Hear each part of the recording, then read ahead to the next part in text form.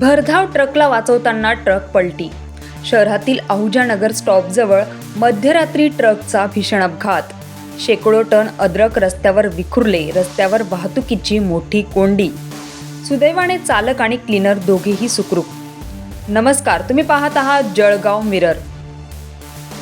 जळगाव शहरातील आहुजा नगर स्टॉपजवळ मध्यरात्री 2च्या सुमारास मोठा अपघात घडला.